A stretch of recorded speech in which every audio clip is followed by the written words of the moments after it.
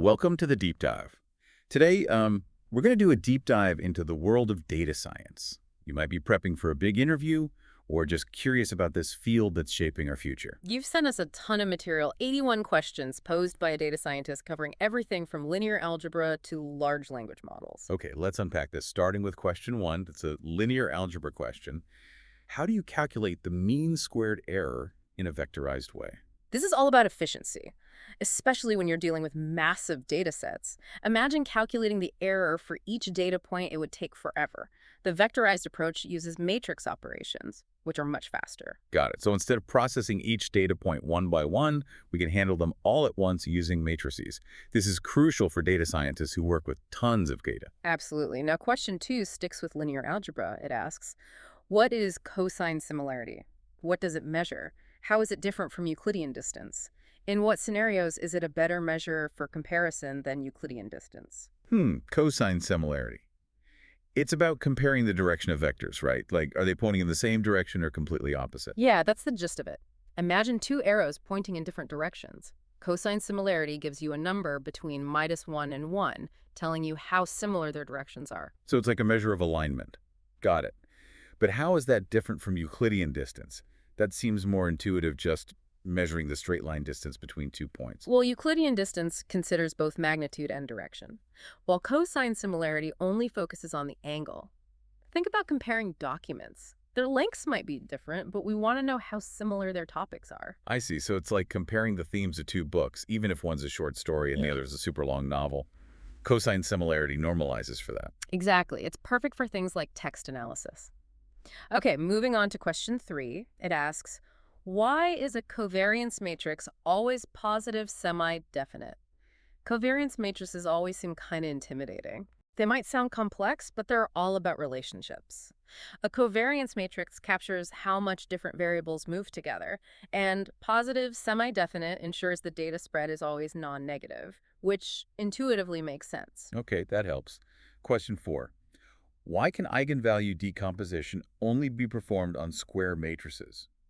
Eigenvalues. Eigenvalue decomposition breaks down a matrix into its fundamental components, but it only works if the matrix is square. It's like trying to fit square pegs into round holes. The dimensions have to match. Makes sense. Question 5, still with linear algebra, asks, why can eigenvalues of a projection at matrix only be 0 or 1? What even is a projection matrix? Imagine shining a light on a 3D object and looking at its shadow. That's essentially what a projection matrix does. It flattens it onto a lower dimension. And the eigenvalues being 0 or 1 reflects how the matrix either keeps a vector unchanged or collapses it to 0 during projection. Okay, I'm starting to see the connection. So it's like the vector either stays in the spotlight or falls into the shadow during projection. Question 6 asks, what are the applications of singular value decomposition, SVD, in machine learning? SVD. I've heard of it, but it's always been a bit of a mystery. Oh, SVD is like a Swiss Army knife for data scientists. One of its coolest applications is in image compression, like how JPEG files manage to shrink images without sacrificing too much quality. That's SVD in action. It helps find the essence of an image and discards less important details. Wow, so it's like a mathematical way to declutter an image.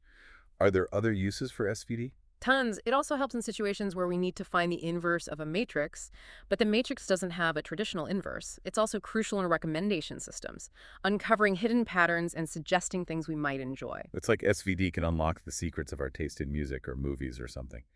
Question 7 asks, what is the Moore-Penrose inverse, and how is it related to least squares? It's a special kind of inverse, and its connection to least squares lies in solving those linear regression problems. Remember trying to fit a line to data points. The Moore-Penrose inverse steps in when the usual inverse doesn't exist, allowing us to still calculate the best fit line. I see, like a backup plan. Okay, question 8, moving to statistics. If x1 and x2 are two normally distributed random variables that jointly follow a bivariate normal distribution, why does the lack of correlation between them imply that they are independent, even though, in general, zero correlation does not imply independence? That's a mouthful. Haha, yeah. It's about the special relationship between correlation and independence in bivariate normal distributions. In this specific scenario, zero correlation guarantees independence, but generally, zero correlation doesn't have that power. It only means there's no linear relationship, but there might be other dependencies. I see. It's like a special case where the rules are a bit more relaxed. Question 9. Why do we divide the sum of squares by n1 instead of n, where n is the sample size, when calculating sample variance? I always wondered about that. It's called Bessel's correction, and it makes our sample variance a more accurate reflection of the true population variance. Okay, so it's like a compensation to account for the fact that we're working with a sample, not the entire population. Question 10 asks, what is the coefficient of determination? Why is it not always a good evaluation metric in multiple linear regression? Alternative, R squared. It tells us how well the model fits the data, right? Yeah, the higher the R-squared, the better the fit. But in multiple linear regression, R-squared can be fooled by models that are too complex. Like they're doing great when they're actually overfitting. So it's like the model is bragging about its performance when it's really just memorized the training data. What's a Yeah. better alternative? Adjusted R-squared, it penalizes adding unnecessary variables, giving us a more realistic view. Okay, so adjusted R squared keeps things honest. Question 11. What is log sum example trick? It's a math technique used to prevent numerical overflow, which happens when dealing with very large or small numbers in calculations like softmax. Imagine calculating the total brightness of lights, each with vastly different intensities. This trick prevents calculations from being blinded by the brightest light. Wow. Question 12. If x1 and x2 are two independent random variables following chi-square distribution with n1 and n2 degrees of freedom, respectively, what distribution does x1 plus x2 follow?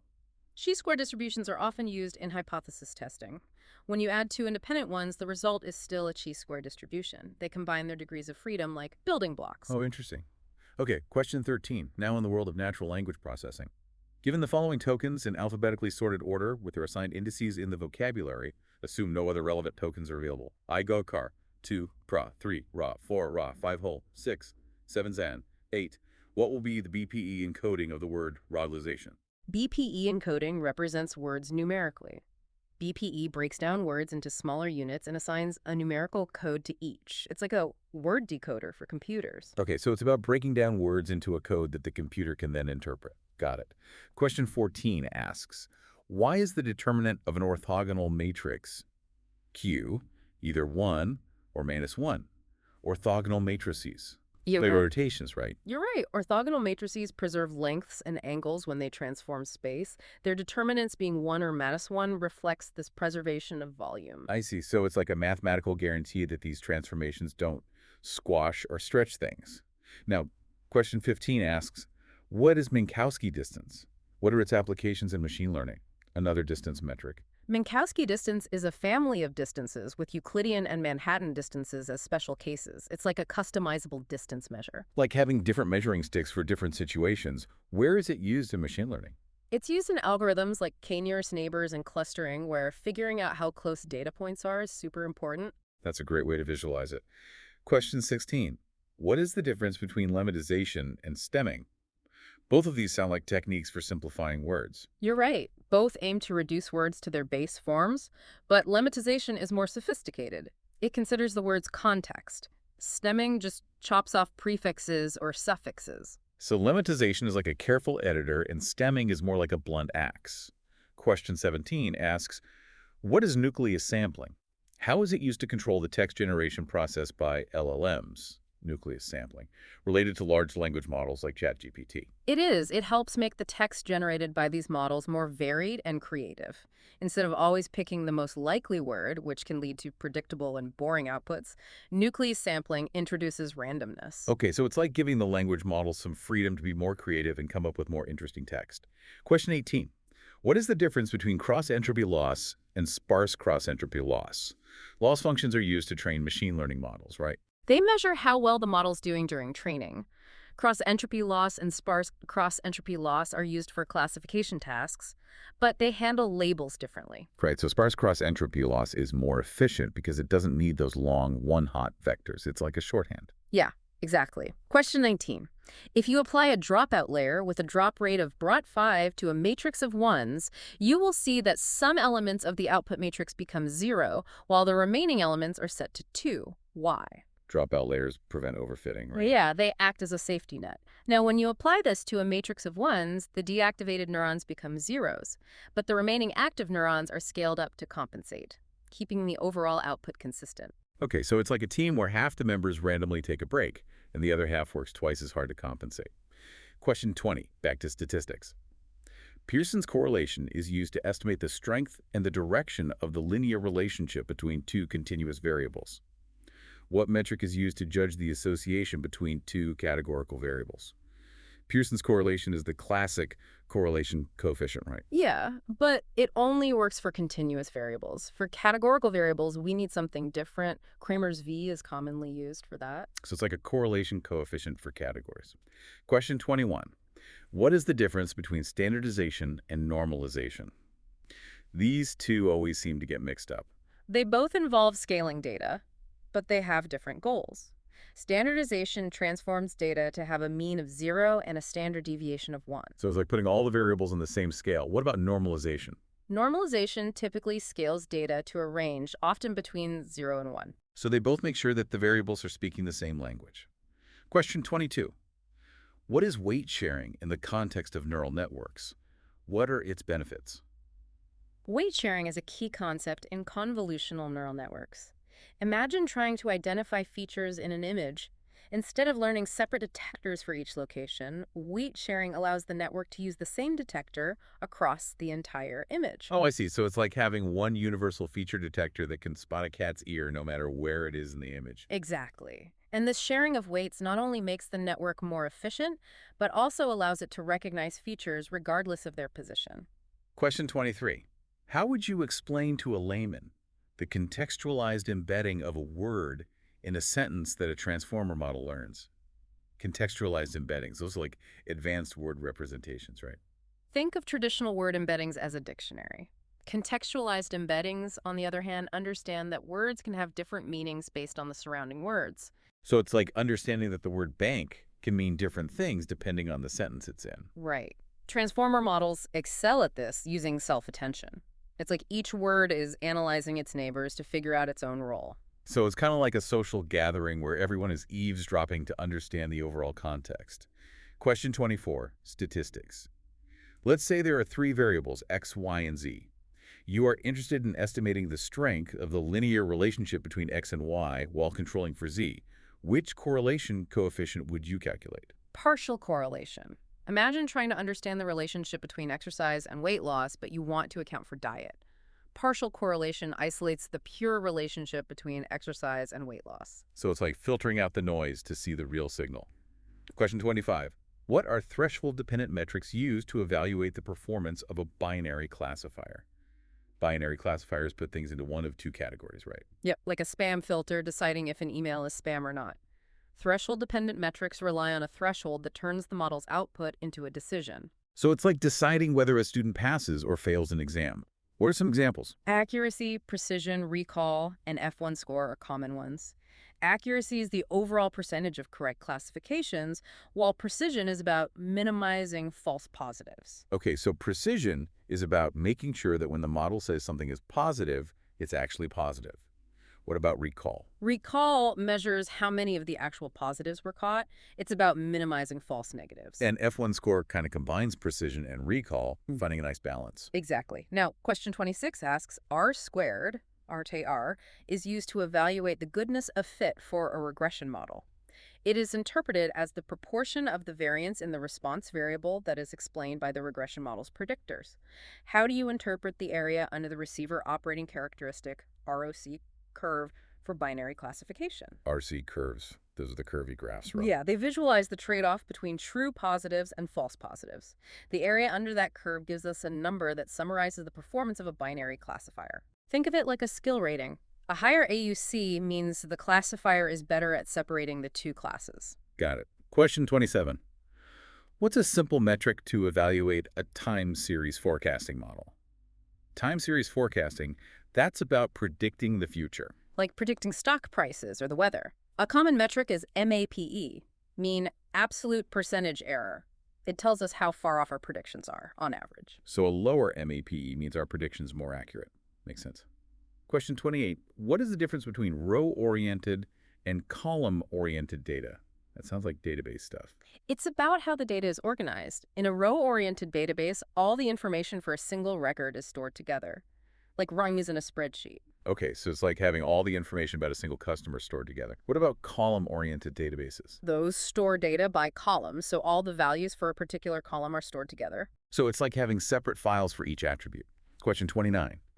Labelers A and B have classified a set of 20 images as either cat or dog. Which metric would you use to evaluate the level of concordance between their labels? This is about measuring agreement.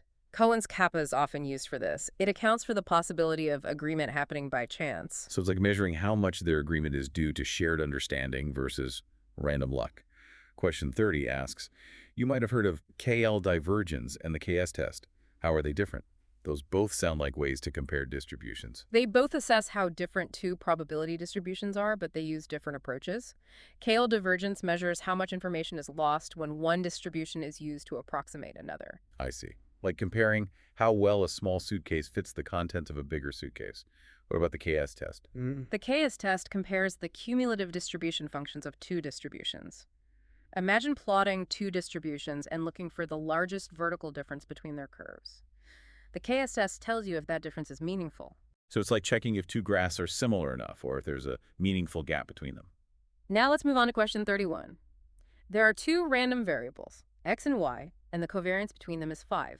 Also, the variances are var x equals 2 and var y equals 1.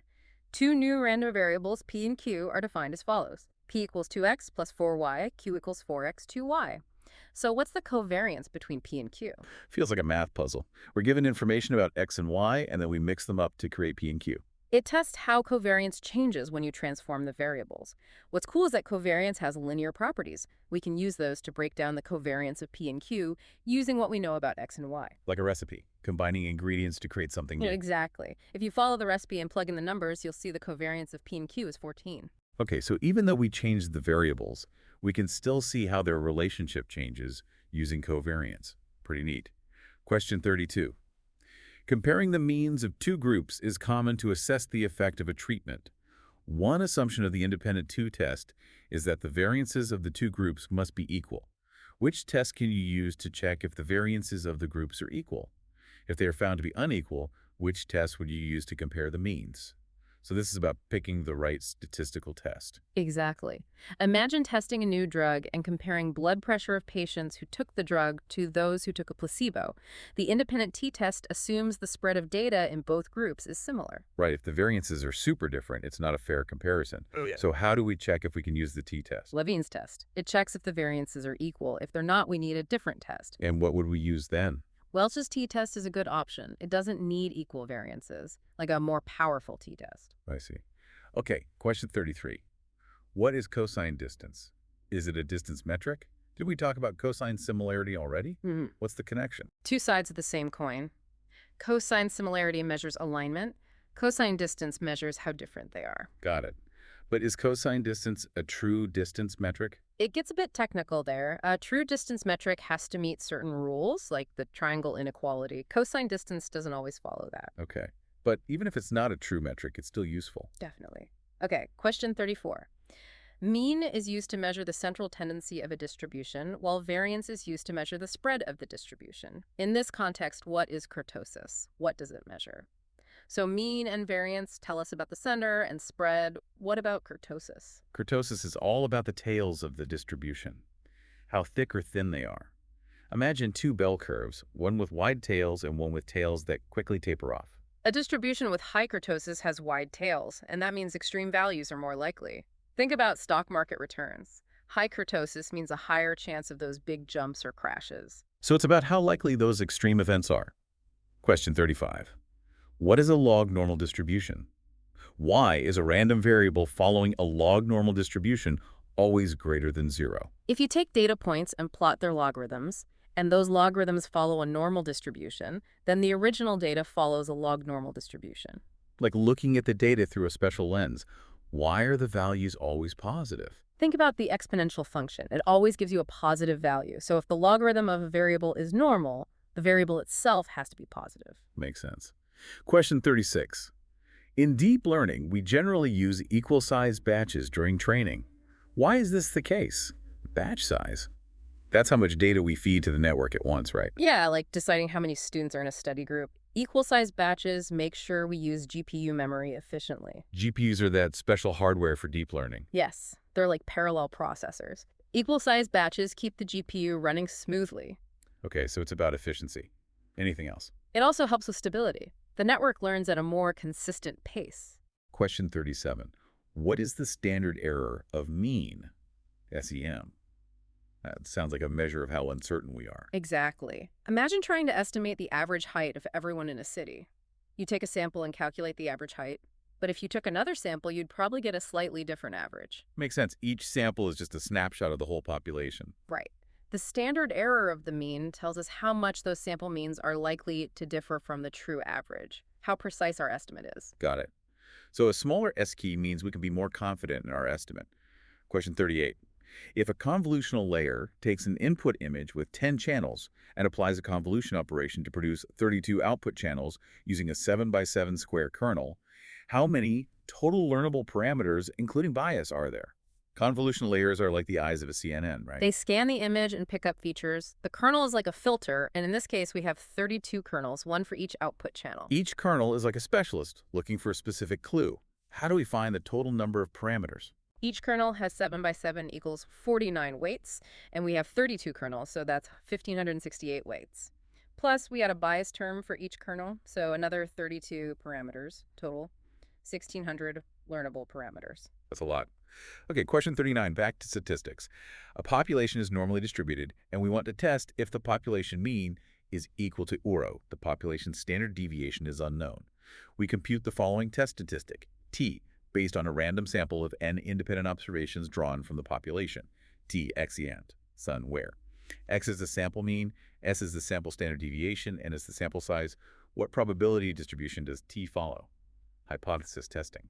It's like gathering evidence. In this case, we want to know if the population mean is equal to UROs, but we don't know the population standard deviation, so we estimate it. So we're working with limited information. What distribution does our test statistic follow? It follows a T distribution with N1 degrees of freedom. The T distribution, it's like the normal distribution, but adjusts for the uncertainty from estimating the standard deviation. That's it. Question 40. Large language modeling has gained immense popularity, particularly with the rise of ChatGPT. Two prominent approaches are maxed language modeling, for example, BERT, and autoregressive language modeling, e.g. GPT. What is the key difference between these two modeling approaches? Large language models are so cool. It's like they can write like humans, but they learn in different ways, right? Yep. Masked language models, like BERT, are trained by hiding words and asking the model to guess them. Like a word puzzle. What about autoregressive models like GPT? They predict the next word in a sequence based on the previous words, like writing a story word by word. Got it. Different ways to achieve that human-like text generation. Okay, question 41. How is the mean squared error of an estimator related to its variance and bias? Mean squared error shows how well a model is doing. It tells us how far off our predictions are. I see. But it seems like different kinds of errors contribute to that overall score. Right. Variance and bias are the two key components. Imagine you're practicing archery. Variance is how much your arrows scatter, even if they're centered on average. Okay, so high variance means our arrows are all over the place. What about bias? Bias is how far off your aim is on average.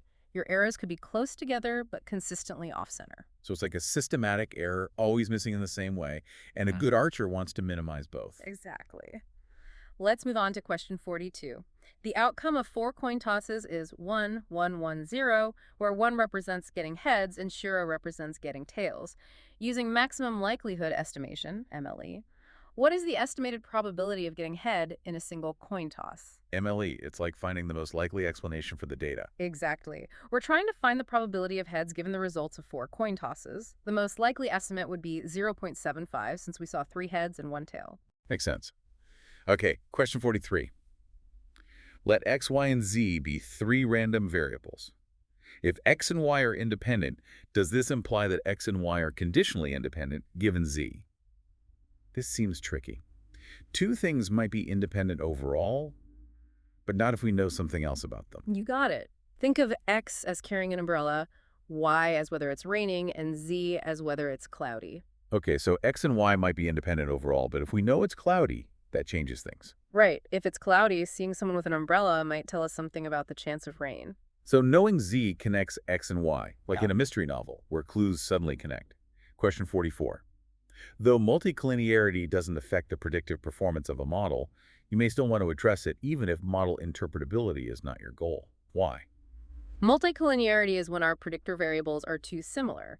It doesn't affect predictions directly, but it can make it hard to understand which variable is really important. It's like trying to figure out who's driving when two people are holding the steering wheel. Exactly. And it can also make the model less efficient and harder to train, like adding extra weight to a runner. They can still run, but it's harder. Makes sense. So addressing multicollinearity makes the model more streamlined and easier to understand. Question 45. Why is L1 regularization, lasso, used for automated feature selection in linear models? Lasso is like a sculptor. It carefully removes features that aren't needed. So it helps the model focus on what's important. How does that work? Lasso can actually shrink some coefficients to zero, which removes those variables from the model. It's like the sculptor deciding that some parts of the clay are not needed for the final piece. I see. It gets rid of the clutter. Question 46. You have a model trained for multi-class classification, where one class in your dataset is a minority, approximately 5%. Two popular averaging methods, micro and macro, are used to generalize binary evaluation metrics such as precision and recall. What are the differences between the two methods? For the given problem, which method would you choose? Imbalanced data sets. That's when one class is much bigger than the others, right? Imagine you have animal pictures, where 95% are cats and only 5% are dogs. The model might become a cat expert and not recognize dogs. Right. So how do these micro and macro averaging methods help with that? They offer different ways to calculate precision and recall. Microaveraging treats all instances equally. So it's like calculating a team's total score without considering individual players. What about macro averaging? Macroaveraging calculates precision and recall for each class and then averages them, like giving each player a score and then calculating the team average. Got it. And in this problem, with a small minority class, we'd want macro averaging. Exactly. It makes sure the model doesn't ignore those rare cases. Okay, question 47. You're to model the linear relationship between a non-negative countable response variable and a set of explanatory variables. Which model can you use? Count data, like the number of accidents or customers. Right. You can't have half an accident. Exactly. Right. For count data, Poisson regression is a common choice. It's designed for this type of data. So it helps us understand how different factors might affect those counts. Okay, question 48. What is a weekly stationary time series? Time series data is collected over time, like stock prices or temperatures. Yeah, stationarity is an important idea in time series analysis. A stationary time series has predictable patterns. So its statistical properties don't change over time. It's stable and predictable. Exactly. A weekly stationary time series has a constant mean and variance, and the covariance depends only on the time difference between points. Okay, so it's well behaved. Question 49. What is Mahalanobis distance? Another distance metric. It's like Euclidean distance, but smarter. It considers the correlations between variables. Because Euclidean distance treats all variables as equally important, and that's not always true. Exactly. Imagine comparing houses. Location is probably more important than the number of bedrooms. So Mahalanobis distance adjusts for that. Question 50. Is the following model a multiple linear regression model when considering linearity in parameters? Y equals Sakalas-Oro plus X Loro COTS. Multiple linear regression models relationships between variables. And linearity in parameters is a key assumption. The coefficients, the betas, are only to the first power. Okay, so even though X here is squared, it's still linear in parameters because the coefficients are raised to the first power. Exactly. Linearity in parameters makes it easier to interpret the model. Question 51. What is Granger causality? Causality is about cause and effect, right? Like figuring out what causes what. In time series, Granger causality checks if past values of one time series can help predict future values of another. It's like one time series can see into the future of another. Does that mean it's actually causing it? Not necessarily. Granger causality just suggests a possible relationship, but we need more evidence to be sure. Like finding a suspect's fingerprints, it's a clue but not a conviction. Okay, question 52. Maintaining an ML model in production can be complicated. You may need to retrain the model, update thresholds, or continuously train the model as new data comes in. The approach you choose largely depends on the type of drift that has occurred. In this context, how are covariate drift and concept drift different? Model drift. It's when a model's performance gets worse over time because the data changes. Covariate drift is when the input data changes. So the model is seeing different data than it was trained on. Like it's expecting one thing but gets something else entirely. What about concept drift? Concept drift is when the relationship between the inputs and outputs changes. The rules of the game have changed, but the model doesn't know it yet. I see. That sounds tricky. Question 53. Let's say you have 9 unique tokens from a corpus, along with one special token. The max context length for your transformer model is 4, and the dense vector representation to be learned is set to 3. Instead of using fixed positional embeddings, you want to use learnable positional embeddings. Given this scenario, how many learnable parameters are in the positional embedding layer? How many in the token embedding layer? Transformers are the power behind language models. And this question looks at how they represent words and their positions in a sentence. Token embeddings are like giving each word a vector that represents its meaning. In positional embeddings are like assigning each word a seat number, making sure they stay in order. Exactly. Word order is crucial in language. So in this case, the token embedding layer has 10 by 3 equals 30 learnable parameters, and the positional embedding layer has 4 by 3 equals 12 learnable parameters. Okay, so each layer has its own set of parameters to learn from the data. Question 54. Convert the following data from wide format to long format using pandas, and then plot a box plot using Seaborn. Data equals 100, 85, 80, 95, 78, 92, 96, 78, 82, 85, 56, 90, 90, 91, 80, 87, 89, 82, 94, 85, 90, 99, 95, 87, 88, 93. Columns. Student ID, linear algebra, multivariate statistics and classical ML, foundations of deep learning, chaos theory and generative AL, distributed computing, and big data. Data wrangling and visualization. It's like we have a spreadsheet where each row is a student and each column is a subject with their scores. Like a report card. Right. To analyze or visualize it, sometimes you need to reshape the data. Converting to long format stacks the columns, making a new row for each student subject pair. I see. So it's reorganized to highlight different things, and then we can use Seaborn to create a box plot to see how the scores are distributed. Exactly. The box plot gives us a visual summary of the data. Question 55. How you test for spurious correlation between two variables controlling for a third variable. Spurious correlation. When two things seem connected, but it's actually something else causing both. Like ice cream sales and shark attacks increasing in the summer. Exactly. It's hot weather causing both. To test for spurious correlation, we use partial correlation. So we remove the effect of the third variable to see if the relationship still holds. Question 56. What is training serving skew? It sounds like something that could mess up our models. It's a common problem. Imagine training a model in a lab, then using it in the real world where the data is different. It's like the model is unprepared for the real world. What causes this skew? It can be caused by differences in data collection, data processing, or changes in the data over time. Got it. So we need to prepare our models for the real world during training. Question 57. A company surveys 20 data scientists to evaluate the association between job satisfaction and work-life balance, both rated from 1 to 5. Is there an association between the two? Sample, S equals 5, 4, 3, 4, 4, 2, 2, 1, 4, 3, 5, 5, 3, 2, 2, 3, 3, 4, 3, 4, 3, 5, 4, 4, 1, 2, 2, 3, 3, 3. Job satisfaction and work-life balance. Important stuff. Right. We want to see if they're related. We have data with ratings from 1 to 5. We need a method that can handle this kind of data. Because a 5 is definitely better than a 1. Exactly. We'll use Spearman's rank correlation coefficient. It looks at the order of the data, not the exact values. Makes sense. Okay, question 58. You are to evaluate the association between job roles and the preferred movie genre using the following data. Data scientist, action, 45. Data scientist, comedy, 30.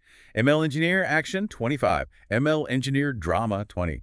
GenAI developer, comedy, 35.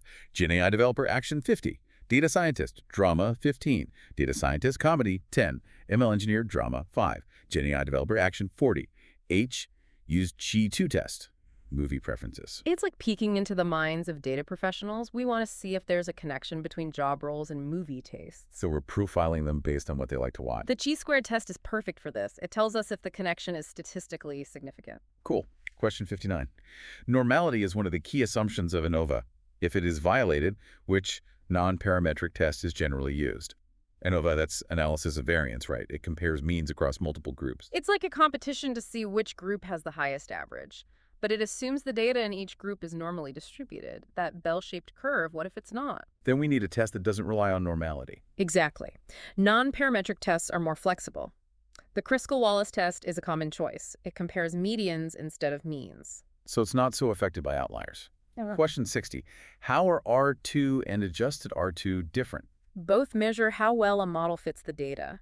R squared tells us how much of the variation the model explains, but it can be misleading. Like it's trying to make itself look better than it is. Right, it can increase even if we add variables that aren't really helping. Adjusted R squared penalizes adding unnecessary variables. It's more realistic. It gives us a clearer picture. Okay, question 61. How are autocorrelation function, ACF, and partial autocorrelation function, PACF, different? Autocorrelation and partial autocorrelation, they measure relationships within a time series, right? Imagine tracking daily temperatures. Autocorrelation tells you how much today's temperature is related to yesterday's, the day before, and so on. So it shows how much the past influences the present. What about partial autocorrelation? Partial autocorrelation looks at the relationship between 2 points while accounting for the points in between. Like a direct connection instead of going through others. Question 62. What is the issue of multiple testing? Imagine flipping a coin 10 times. You might get a streak of heads just by chance. Now flip it 1,000 times. The chance of an unusual streak increases. The more we do something, the more likely we are to see something strange, even if it's just random. Right. When we do lots of hypothesis tests, the chance of finding a false positive goes up. Like buying more lottery tickets. Higher chance of winning, but also higher chance of wasting money. Exactly. In fields like genomics, where they do thousands of tests, it's important to be aware of this. We need to adjust our methods to avoid wrong conclusions. So it's a reminder to be cautious. Question 63. What is exponentially weighted average, EWA? How is it used for time series forecasting? EWA gives more weight to recent data, like a spotlight on the present that fades as we go back in time. So recent events are more important for predicting the future than things that happened long ago. Exactly. This makes EWA good for forecasting trends or seasonality. Like predicting clothing sales. Yeah. Recent trends matter more than sales from 5 years ago, especially with things like holiday shopping. Right. Okay, question 64. Let's say there is a function fx equals xx, where x is a column vector of size n by 1, and a is anxn, square matrix. What is the gradient of fx with respect to x? Matrix calculus. The gradient tells us the direction of the steepest increase, right? Like finding the quickest path up a mountain. Yep. In this case, the gradient is a plus ax, where a is the transpose of a. Okay, so that's how we find the gradient when matrices are involved. Question 65, how condition number and variance inflation factor help detecting multicollinearity? Back to multicollinearity. These two measures are like detective tools. The condition number tells us how sensitive a linear system is to changes in the input. A high condition number in regression means small data changes can cause big changes in the coefficients. So it's a sign that multicollinearity might be a problem. What about VIF? VIF, or variance inflation factor, looks at individual variables and tells us if a variable's importance is inflated due to multicollinearity. Like trying to hear a single voice in a choir. Question 66. Any method to detect multivariate anomalies if the underlying data distribution is Gaussian, more or less, anomaly detection, finding those unusual data points. And when the data is Gaussian, we can use Mahalanobis distance. It measures how far a point is from the center, considering the relationships between the variables. It's like a special measuring tape. We can flag points that are too far away as potential anomalies, like drawing a circle around the normal data and seeing what falls outside. Okay, so it's like a boundary for normal data. Another option is PCA, right? Yes. PCA helps us visualize the data in a simpler way.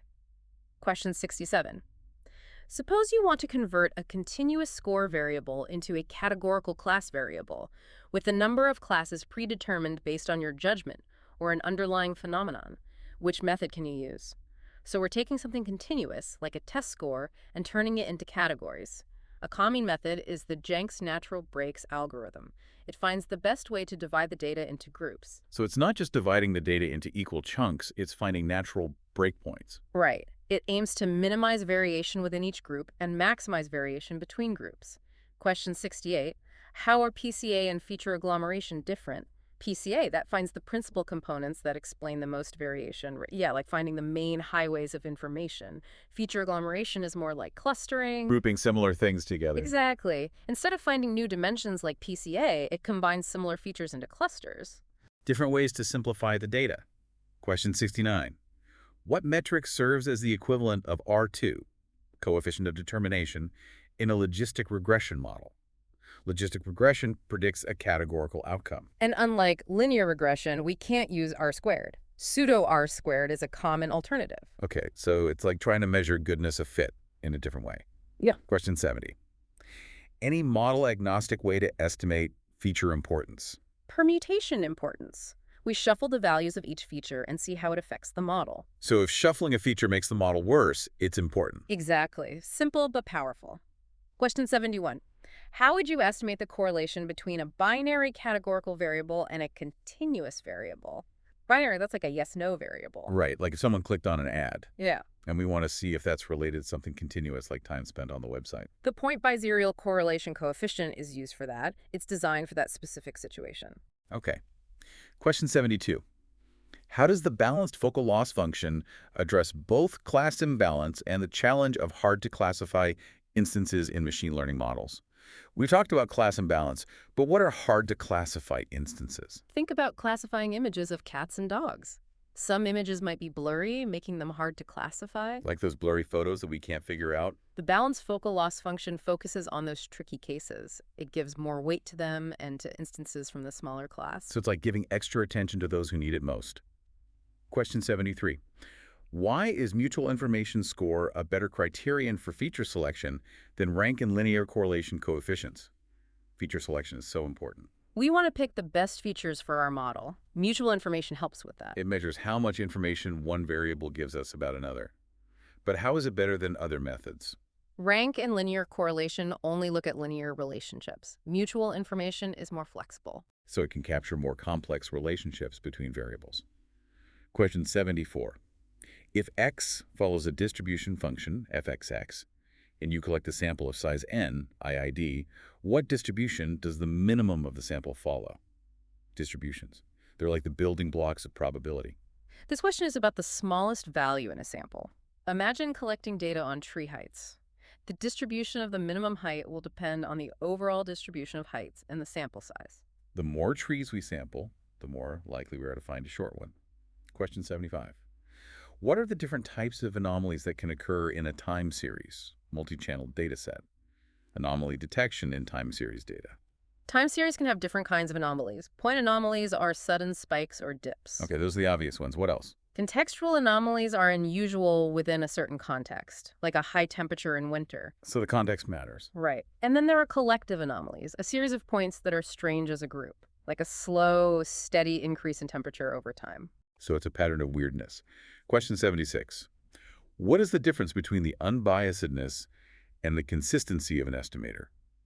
Estimators are tools for measuring things statistically. And unbiasedness and consistency are good qualities for an estimator to have. Unbiasedness means that the estimator, on average, gives us the true value. So it's accurate on average. What about consistency? Consistency means that as our sample size grows, our estimator gets closer to the true value. So it gets more and more accurate as we get more data. Yeah. Question 77.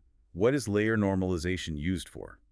Another deep learning technique. It helps with the flow of information during training.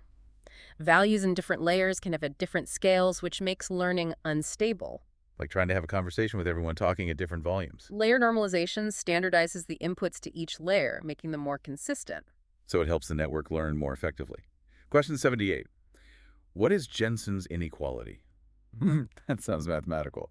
It's an inequality in probability and statistics. It relates the value of a function at a point to the value at the expected value of a random variable. So for convex functions, it basically says the function is happier when evaluated at the average point. A good analogy. And in variational inference, it helps us approximate complex probability distributions. Okay, question 79. How can you address class imbalance in a dataset by synthetically generating new samples for the minority class, ensuring the new samples are similar to the original data distribution, but not identical duplicates? Class imbalance again. That's when one class is overrepresented. Right. SEMO-E, or synthetic minority oversampling technique, creates new samples for the minority class. So we create more data for the underrepresented class, but it's not just copying the existing data. Exactly. SONOD creates new data points based on the existing ones, but with slight variations. I see. So it helps balance the data without just duplicating things. Question 80. How can you transform a long-format data frame into a wide-format data frame in Pandas? Pandas is like our data toolbox. Transforming between formats is like rearranging furniture. Long format is a tall, narrow table. Like a list of guests with their information. Wide format is a wide, short table with multiple columns for each variable. Like that same guest list, but with more details about each guest. To do this in pandas, we use the pivot function. It lets us reshape the data. And finally, question 81. What is Chebyshev's inequality? A mathematical rule. It tells us how likely it is for a random variable to be far from its mean. It works for any distribution, no matter the shape. So it's a universal truth about how random things behave. Wow, what a journey. We've covered so much ground in data science today. It's been an information overload, but hopefully you've learned something new and exciting about data science. From linear algebra to large language models, it's amazing how data science is shaping our world. Whether you're preparing for an interview or just curious, remember that learning never stops in data science. There's always something new to discover. So keep learning, keep asking questions. Thanks for joining us on this deep dive.